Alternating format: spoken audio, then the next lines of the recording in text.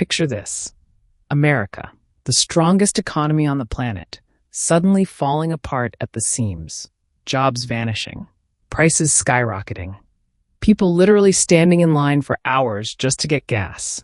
This is the story of the 1970s, the decade that rewired how America thinks about itself. Today we're diving into the economic and political meltdown of the 1970s, a crisis so massive it's still shaping the country decades later. 2 presidents, 2 oil shocks, and a whole generation losing its confidence. Let's get into it. After World War II, America rode the longest economic boom in its history, about 25 straight years of prosperity. People retired with pensions, bought houses, drove new cars off the lot. Then, right around the start of the 1970s, that boom just stopped. And America found itself in an economic mess with no easy fix in sight. Here's the twist. America kind of did this to itself. After the war, the U.S. helped rebuild Japan, Germany, South Korea, and Taiwan, even covering their defense costs. That let those countries pour everything into their own economies.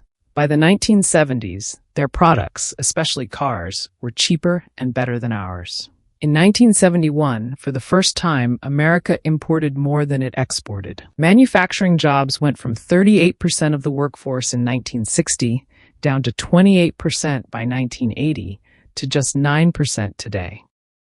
As factories shut down or moved to cheaper labor markets, cities like Detroit and Chicago lost half their manufacturing jobs. Tax revenue dried up, basic services fell apart. New York City nearly went bankrupt in 1975.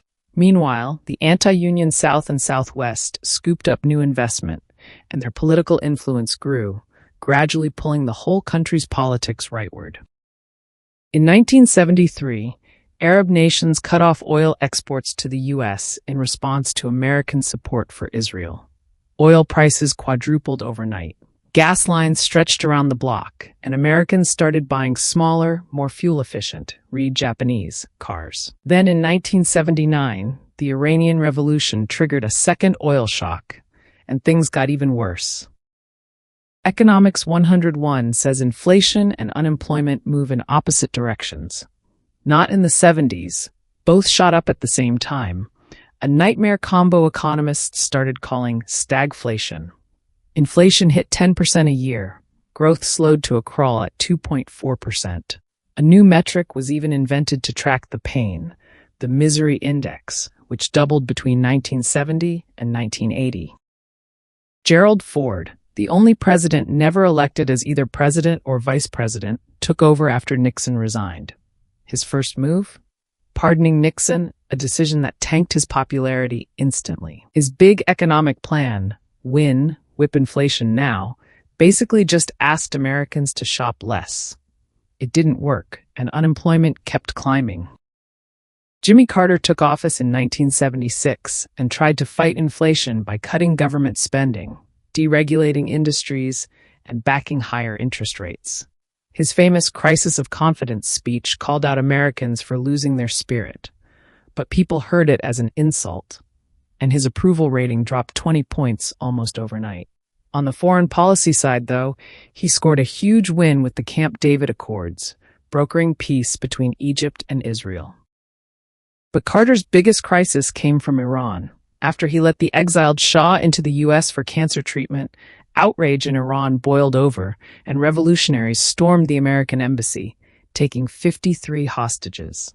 The crisis dragged on for 444 days. The hostages weren't released until the exact day Reagan was sworn in, cementing Carter's image as a weak leader. Here's the thing. None of this was really about one person's failure. Not Ford's, not Carter's. It was bigger forces, global competition, oil shocks, and an old economic playbook that just stopped working. That breakdown shattered faith in big government intervention and opened the door for a new conservative economic philosophy: lower taxes, less regulation, that would define American politics for the rest of the century. And that's how the 1970s broke America down and built it back up into something completely different. If you like this video, hit like and subscribe.